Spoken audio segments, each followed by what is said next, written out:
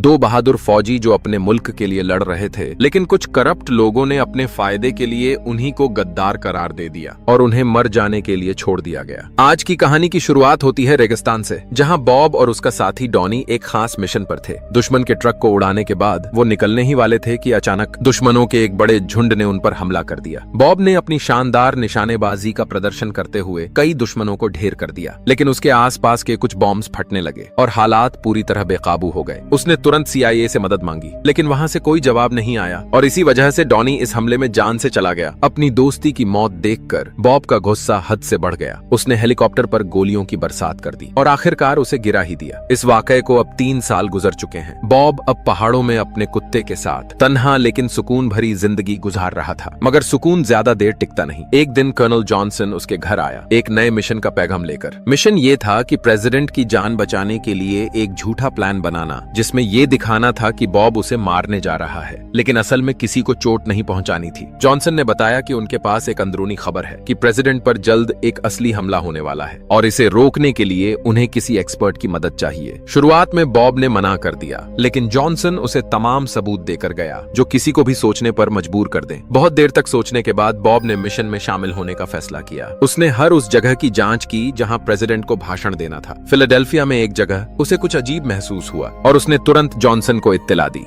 Johnson ने उसका शुक्रिया अदा किया और कहा कि वह उस दिन साइट पर मौजूद रहेगा। बॉब ने माइकल सेंडर नाम के पुराने सिपाही से भी मुलाकात की, जो इस पूरे प्लान में उसका साथी बनने वाला था। उन दोनों के बीच पुराना भरोसा एक बार फिर ताजा हो गया। स्पीच के दिन बॉब, जॉनसन और उसकी टीम के साथ एक ऐसे कमरे में था जहां से पूरा मंजर साफ देखा जा सकता था। जब प्रेसिडेंट स्टेज पर चढ़ा, बॉब ने फौरन कहा, यही है हमले का सबसे बेहतरीन वक्त और प्रेसिडेंट को फौरन स्टेज से हटा लेना चाहिए। लेकिन उसी समय एक पुलिस वाले ने बॉब पर गोली चला दी और एक अनजान व्यक्ति ने प्रेसिडेंट को शूट कर दिया। स्थिति को समझते ही बॉब ने खिड़की तोड़कर फरार होना चुना और उसके जाते ही जॉनसन की टीम ने पूरा कमरा साफ कर दिया, केवल बॉब की स्नाइपर और उसके फिंगरप्रिंट छोड़ दिए। रास्ते में FBI एजेंट निक ने उसे रोकने की कोशिश की, मगर बॉब ने उसे भी आसानी से चकमा दे दिया और उसे ग्रिल के साथ बांधकर उसी की गाड़ी लेकर भाग गया। जाने से पहले बॉब ने केवल इतना कहा, प्रेसिडेंट पर गोली मैंने नहीं चलाई, मुझे फंसाया जा रहा है और मैं यह साबित करके रहूंगा। बॉब के भागने के बाद पूरे शहर की पुलिस उसे ढूंढने में लग गई। हर सड़क पर नाकाबंदी थी और आकाश से हेलीकॉप्टर्स भी उसका पीछा कर रहे थे। बॉब ने जान बचाने के लिए अपनी गाड़ी एक कार वॉश में दाखिल कर दी। वहां जाकर उसने इलेक्ट्रिक सीट ऊपर की, फर्स्ट एड बॉक्स निकाला और अपने घाव पर पट्टी बांधी। उसके बाद वो दोबारा रोड पर आ गया, लेकिन पुलिस ने उसे चारों तरफ से घेर लिया। जब कोई और रास्ता नजर नहीं आया तो बॉब ने रिवर्स गियर में गाड़ी डाली और सीधा उसे एक नहर में गिरा दिया। गाड़ी पानी में डूब गई, लेकिन बॉब पहले ही वहां से निकल चुका था। FBI ने बहुत तलाश किया, लेकिन उन्हें सिर्फ खाली गाड़ी ही मिली। फिर उसने एक ट्रक चुरा लिया जिसमें छिपकर वो शहर से निकल गया और न्यूज चैनल्स पर हर जगह बॉब की तस्वीर चल रही थी। साथ ही निक की भी बदनामी हो रही थी। उसके बॉस ने उसे काफी डांटा और जब निक ने बताया कि बॉब ने उसे फंसा दिया था तो बॉस ने उसकी बात पर यकीन नहीं किया। बॉस ने कह दिया कि रिपोर्ट में ये सब लिखने की कोई जरूरत नहीं। अब रात का वक्त था।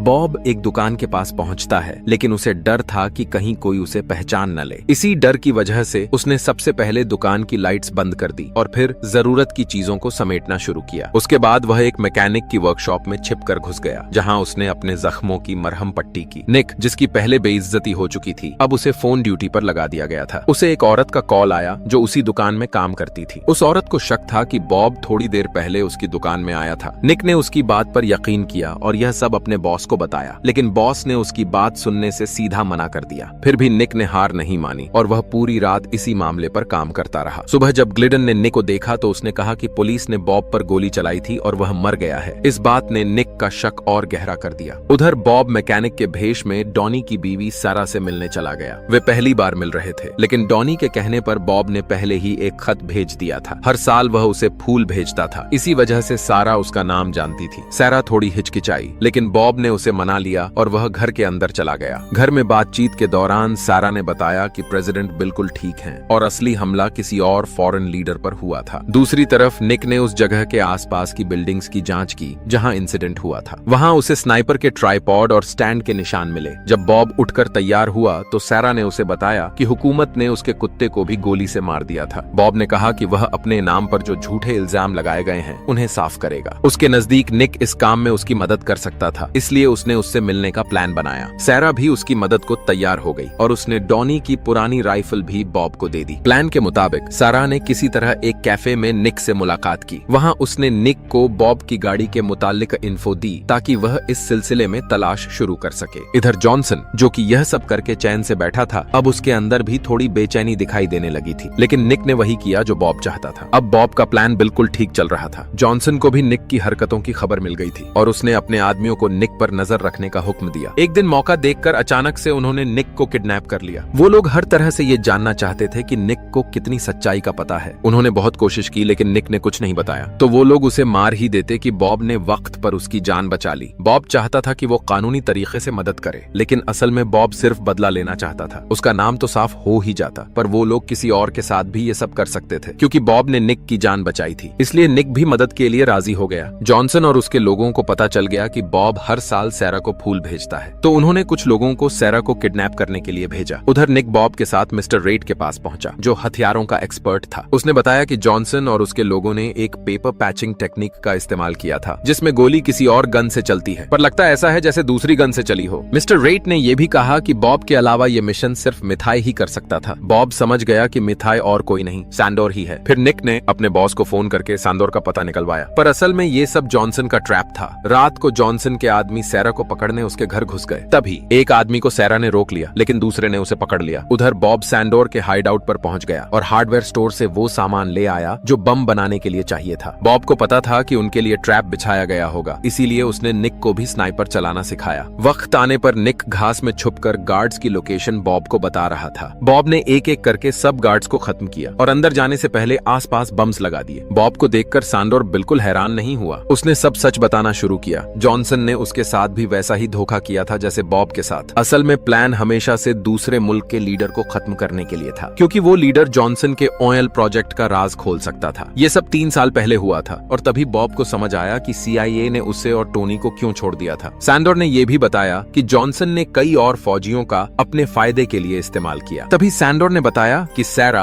अब जॉनसन के कब्जे में है, इसलिए आगे का हर कदम सोच समझ कर लेना होगा। अब निक ऐसा बताता है कि बाहर बहुत से सिपाहियों ने घर को घेर लिया है। इसके बाद निक ने बाहर लगाए गए बम को एक्टिवेट कर दिया और एक एक करके कई सैनिकों को खत्म कर दिया। बॉब भी रास्ते में आगे बढ़ता हुआ एक के बाद एक सोल्जर्स को गिराता हुआ भाग रहा था। निक ने स्नाइपर राइफल से कुछ और सैनिकों को मारा ताकि बॉब सलामत वहां से निकल सके। तभी अचानक एक हेलीकॉप्टर आ गया, लेकिन इस बार बॉब पूरी तरह तैयार था। दोनों तेज रफ्तार से भागने लगे ताकि हेलीकॉप्टर उनका पीछा कर सके। जब हेलीकॉप्टर बम वाले एरिया पर पहुंचा, बॉब ने बटन दबाकर बम फोड़ दिया और हेलीकॉप्टर वहीं क्रैश हो गया। इसके बाद निक ने अपने बॉस को कॉल करके बताया कि वो बॉब के साथ है। ये सब बॉब का प्लान था ताकि ये खबर जॉनसन तक पहुंच जाए। थोड़ी देर बाद जॉनसन का फोन आया। उसने एक डील रखी कि वो सैरा के बदले उन्हें सैंडोर की रिकॉर्डिंग देगा, जिसमें ये साबित होता है कि किस तरह उन्होंने एक ऑयल कंपनी के लिए पूरा गांव तबाह कर दिया था, और इस बात को छिपाए रखने के लिए वह यह बात मकीम से करेगा। जॉनसन ने अपनी असली शक्ल छुपाने के लिए डील मान ली और उन्होंने फैसला किया कि सब बर्फ से ढकी एक दूर की पहाड़ी जगह पर मिलेंगे। जॉनसन, मकीम और एक आदमी सैरा को लेकर वहां पहुंचे। तभी सामने से एक आदमी इनकी तरफ आने लगता है, पर जॉनसन के छुपे हुए स्नाइपर ने तुरंत गोली चला दी। वो सब खुश होते हैं और उन्हें लगा कि वो सब पर हावी हैं, लेकिन ये सब बॉब की चाल थी। वो आदमी असल में निक ही था, जो अपनी जैकेट के नीचे एक भारी आयरन प्लेट पहने हुए था। इससे बॉब को स्नाइपर की जगह का एग्जैक्ट पता लग गया और उसने पलक झपकते ही स्नाइपर को खत्म कर दिया। साथ ही उस आदमी को भी गोली मार दी जो सैरा को पकड़े हुए था। निक ने पहले ही FBI को सैरा के बारे में खबर दे दी थी। स्नाइपर के खत्म होते ही बॉब सामने आ गया। तब तक निक सबके वेपन्स निकाल चुका था। बॉब ने गोली चलाकर एक आदमी को खत्म कर दिया, क्योंकि उसने सैरा को काफी परेशान किया था। फिर बॉब ने मकीम के साथ बात की। मकीम ने कहा कि ये सब उसकी जान लेने के लिए आए हैं। रिकॉर्डिंग का कोई फायदा नहीं, क्योंकि हुकूमत के अंदर तक करप्शन घुसा है। बॉब को भी लग गया कि ये सच कह रहा है, इसलिए उसने रिकॉर्डिंग उनके सामने ही जला दी। इतने में FBI वहां आ गई और सबको गिरफ्तार कर लिया। कुछ दिन बाद वॉशिंगटन DC के एक बड़े कॉन्फ्रेंस हॉल में बॉब को अटॉर्नी जनरल और FBI के सबसे सीनियर ऑफिसर्स के सामने पेश किया गया। हॉल में सबकी नजरें बॉब पर टिकी हुई थी। निक, जॉनसन और सैरा भी वहां मौजूद थे। बॉब ने तुरंत अपनी राइफल मंगवाई, क्योंकि उसे पता था कि असल सच सिर्फ उस राइफल से समझ आएगा। उसने सबके सामने कहा कि असली गोली चलाना उसके लिए मुमकिन ही नहीं था। दरअसल बॉब बॉब ने अपने घर से निकलते वक्त राइफल का फायरिंग पिन निकाल दिया था, जो एक छोटा सा हिस्सा होता है और गोली चलाने के लिए जरूरी होता है। इस वजह से वो किसी भी इंसान को मार ही नहीं सकता था। सबके सामने उसने वहीं पर निक पर एक टेस्ट शॉट चलाकर साबित कर दिया